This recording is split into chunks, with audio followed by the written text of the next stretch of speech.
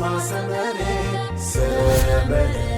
كابيزي رابيزي حيلنا للنبي فلتت حقوز دستا صحاب سنيت رفتا نفسد النهار سينما سمري عب سينما سمري قطعو مزلك كوميدي دراما لا وزاتا سبورت في الميتا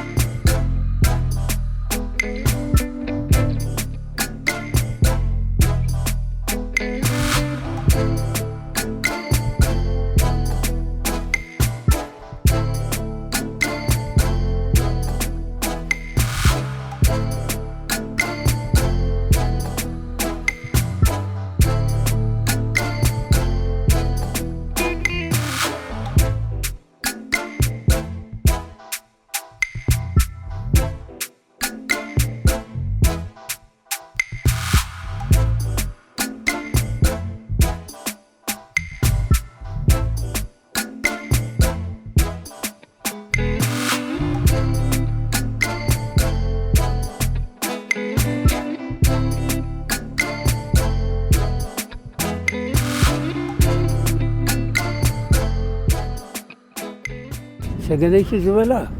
علياني كابدي ما مراقات تحت ما مراقات حسكا سقع لعلي بسراوية جاء راح ينيرو حجي سجنين حرمازين ينيرو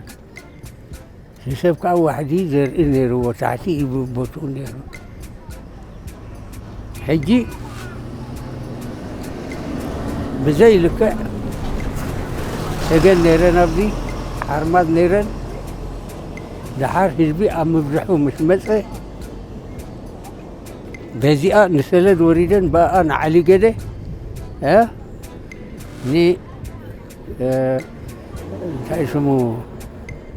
بويا جو ناي جو بوتا ناي يوم دنكل ندنكل وريدن تخيلن بعلي كده ألفن لك بويا تخيلن صغيرة أب يوم دنكل كيدن هارماس كا كيدن نتاحتي بقعتلي بحري بقعتلي تخيلن تصغيرا ني دنكلن كيدن باني باركا نباركا ان كيدن هيجي نسو طاليان مجيو سلترأيل سجن سلتبحل سجنيتي تفايلا با سجنيتي بسن سجن أبدي بمنبر با سجنيتي تفايلا جيت تاريخ عفشاوت ناي سجنيتي تي زغلص لكم يمثل تاريخا مجمريا تاريخ كله بهاجر زفلت عد حربኛ تاريخ بهتا حوس ابات مري زعدي بتوساخي تي سجنيتي زبلا صاوعا ግን ኣብ ግዜ ኢላና ብዛእተወሉ እዩ ሰገነይቲ ዝበሃል መፀውዒ ተዋሂብዋ ንስኻ ብኸመይ ሰገነይቲ ተባሂላ ወይ ብኸመይ መፀውዒ ተዋሂብዋ እንተልኩምኒ ኣብዚ ዝነበረ ሓላፊ ናይ ጣልያን ትልንቲ ሰንጎነይት ዝበሃል ነይሩ ሕጂ ህዝቢ ናይዚ ከባቢ ናብኡ ክዳነ ወይ ናብኡ ዝኾነ ማለት ክመሓደር ገለ ነገር ተተኻይሶም ሊ ዝኾነ ነገር ናብኡ ይመጡ ናብ ሰንጎነይቲ ንኽእል ኢሎም ይመጡ ናብኡ ምስ መጡ ሕጂ ንሱ ከዓኒ በቲ ዝመስሎ ኣመሓዲሩን ኣሰራርዒን ይሰዶም ሕጂ በቲ ናይቲ ትልንቲ ሰንጎነይቲ ዝብል ሽም ብኡ ጌራ ንሰገነይቲ መፀውዓ ኮይኑ ካብ ሰንጎነይቲ ሰገነይቲ ዝብል ሽም ተዋሂብዋ ብኸምኡ ከዓ ክሳብ ሎሚ ሰገነይቲ ተባሂላ ትፍለጥ ኣላ ኣብ ሰገነይቲ ሲ ብዙሓት ሰገን ነይረን ሽዑስ ሓደ ተባዕታይ ምስ ኮነ ሰገነይቲ ኢሎም ሰገነይቲ ላዕሞ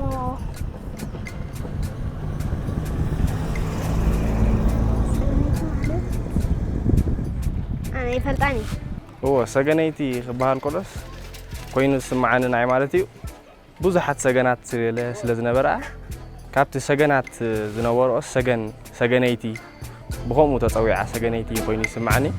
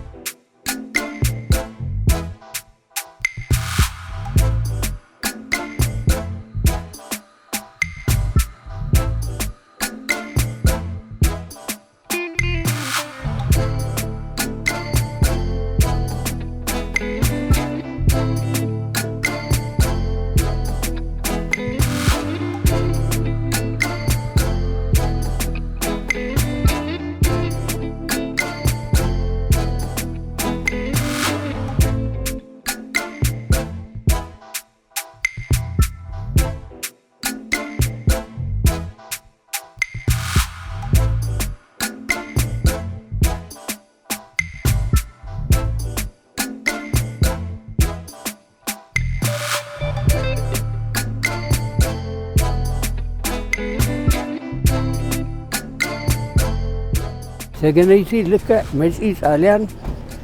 ቀዳመይቲ ብከኒማ ሰገነይቲ ኢለዋ ካልኣይቲ ከረን እዚአን ክኒመአን ካብ ዓለም ሙሉእ ቀዳሞት እየን ኢለዋ بخمزيها يكن يقولي كم يجلس يسوى بالمرسي قدمكم إلكم كلاي كاني دقياس باسا نيرو دقياس باسا ربع سبايم نيرو بحقي نتعلم نسوي من الكي قومو أبرز نبرة السراوي تاتفيمو يتعلم بس من تسامعهم دقياس والدنكي البهالو أسمرا نيرو دينيو كاني هذا من اللي كينير ببز لنا نتفع يلو مراي لهم لسنا سوتي كلمة مم خيلهم بجمتهم دقينا قبل هديهم أب حناي تشوفهم زي سجنيتي بهم زيار سجنيتي مجمرة بزوبا دوب تركب ባህርያዊ ተፈጥሮ ኣግራብ ከዓኒ እቲ ሃብታም ዝኾነ ናይ ክረምታዊ መግቢ በለስ ይርከባ ካልእ ሃብታም ማዕድናዊ ናይ ሕፃ እምንን ከዓ ኣለዋ ካልእ ዓበይቲ ቅርሳዊ ዝኾነ ረሲዕዮ ካብ እዚ ዓበይቲ ኣባታውያን ኣግራብ መዓል ዳዕሮ ኣለዋ ንኣብነት ኣብ ኣርማ 5 ነቐፋና ዘላ ዳዕሮ 5 ትርከቦ ካልእ ኣብ ዝሓለፈ ግዜ እውን ነዚ ኣግራብ እዚ ወይ ነዚ ሃብታም ዝኾነ ታሽሙ ንምባል ዓበይቲ ምሁራት መፅኦም እውን ተኣኪቦምላ ተጋቢኦምላ ነይሮም እዮም ተጋብኦላ ዳዕሮ ክሳብ ሎሚ ዳዕሮ ኣፍሪቃ ተባሂላ ትፅዋዕ ዓባይ ዳዕሮ እውን ኣለታ ሰገነይቲ ክትበሃል ኮላ ከዓ ክፋል ዞባ ደቡብ ኮይና ማለት ብዙሕ ብበለስ ዓዲ በለስ ምዃኑ ይፍለጥ ካብኡ ንድሓር ከዓኒ ብዙሕ ኣግራብ ገለ ስለ ዘለዎ ፅቡቕ ንፋስ ገለ ከዓ ኣለዋ ብኸምኡ ብጣዕሚ ትፍለጥ እያ ድሓር ከዓ ከባቢ ሰገነይቲ ዳርጋ ኣብ ኤርትራ ሙሉእ ዝበዝሐ ዳዕሮታት ገረብ ዳዕሮ ኣብ ኤርትራ ሙሉእ ዝበዝሐ ኣብ ከባቢ ሰገነይቲ ከም ዘሎ እዩ ዝፍለጥ ሰገነይቲ በቃ ብዙሕ መንእሰይ ኩሉ ፅቡቕ ከባቢ ዘለዋ ብዙሕ ድሓን እያ ዞባ ከተማ ነስ ዞባ ከተማ ሰገነይቲ እያ ትበሃል ምምሕዳራት ኣለዋ ሰለስተ ምምሕዳር ኣለዋ ኩሉ ነገር ኣለዋ ስታዲየም ኣለዋ ሜዳ ኩዕሾ ገለ በዝሎ ሕጂ ንሱ ፅቡቕ መፃወት ኣለዋ ንእሽተይ ከተማ ኮይና ነስ ዞባ ሰገነይቲ ትበሃል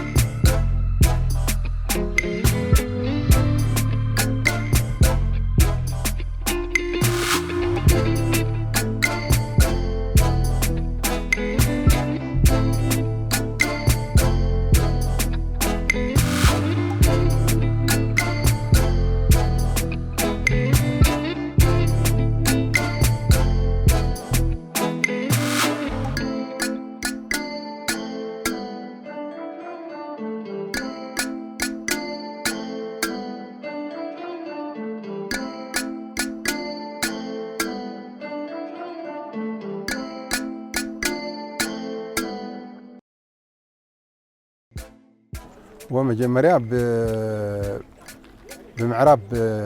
معلق محرق تمسخ لها كلتا عبيت غوباتات يركبا خلتين فورتين وجزء طليان تهانصاين كاخلتين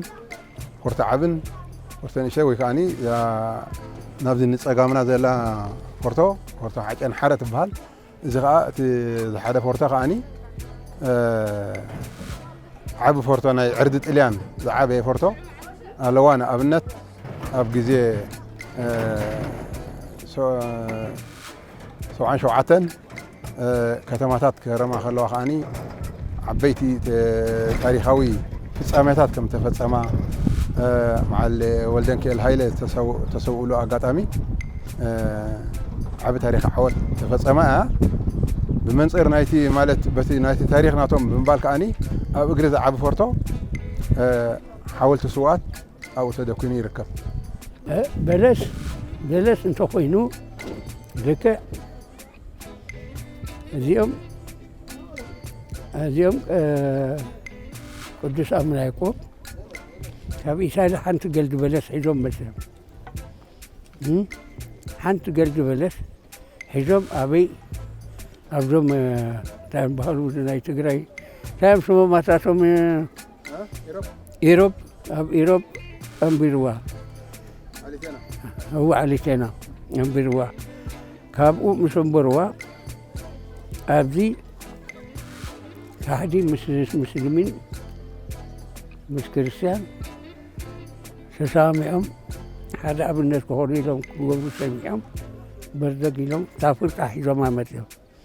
ኣብ ሔቦ ተኺሎማ ብኸምኡ በለስ ኩሉ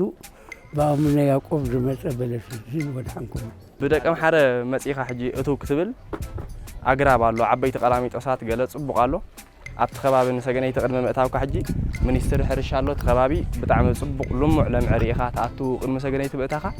ብጣዕሚ ዓበይቲ ቀላሚጦሳት ካልእ ነቲ ፅርግያ ብክልተ መዳይስ ፅቡቕ ፅላል ዝፈጥር በቃ ንክትናፈሰሉ ጥዑም ቦታ ፅርግያ ቢባዮ ተባሂሉ ይፅዋዕ ብዙሕ ቀላሚጦሳት ኣለዎ ብጣዕሚ ፅቡቕ እዩ ማለት እዩ ካብኡ ምስ ኣተኻ ሕጂ ናይ ብሽም ባቤነ ባህታ እያ ትበሃል ታሪኽ እዩ ንሱ ከማን ደጊያት ባህታ ሓጎስ ማለት እዩ ደጊያት ባህታ ሓጎስ ናይ ቀደም ኣብ ግዜ ጥልያን ዓብዪ ጅግና ኣብ ከባቢ ሰገነይቲ ዝነበሩ እዮም ባቤነ ባህታ ትበሃል እንዳ ሻሂ ባርን ቤት ምግብን ባቤነ ባህታ ትበሃል እንዳ ሻሂ ኣላ ዓባይ ኣላ ማለት እዩ መቃብር ደጊያት ባህታ ሓጎስ ከማን ኣብ ክሳድና ሚካኤል ዝበሃል ከባቢ ኣሎ በዚ ምስ ሓለፍካ ኣሎ ብኮሚታት ክትፍለጥ ትኽእል እያ ዓበይቲ እንዳ ሻሂታት እውን ኣለዋ መቸም ደሓንያ ንእሽተይ ከተማ ፅብቕቲ ከተማ እያ ሰገነይቲ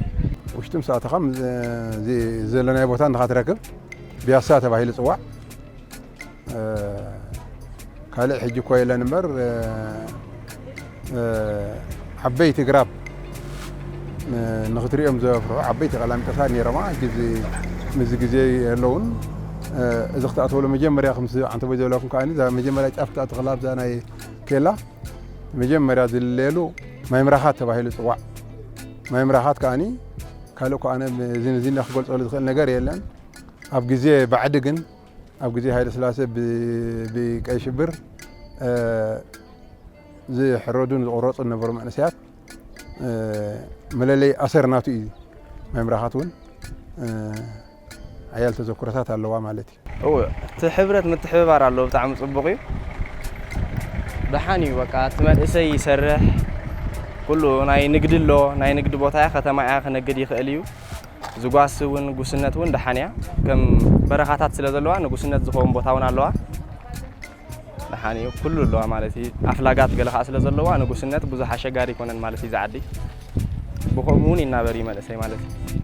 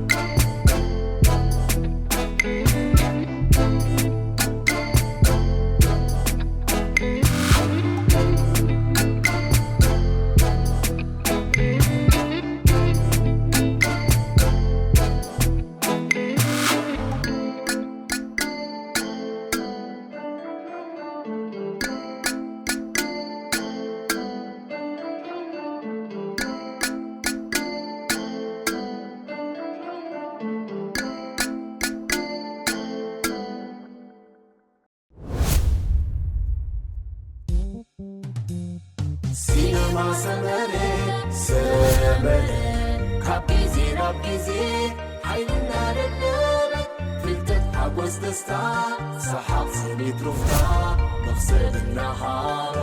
سينما سمرين عب سينما سمرين اطلعوا مزنك نوري وعاما كوميدي دراما لا لا وزاتا سبورت في الميتا